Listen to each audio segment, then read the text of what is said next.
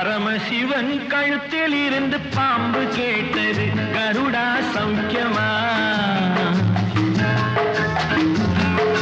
பரமசிவன் கழுத்தில் இருந்து பாம்பு கேட்டது, கருடா சௌக்கியமா? யாரும் இருக்கும் இடத்தில் இருந்து கொண்டால் எல்லாம் சௌக்கியமே, கருடன் சொன்னது அதில் அர்த்தம் உள்ளது.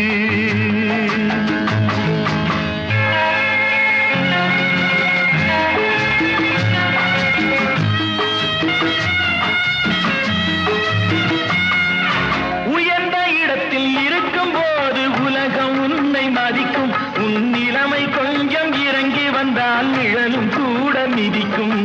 உயர்ந்த இடத்தில் இருக்கும் போது உலகம் உன்னை மதிக்கும், உன் நிலைமை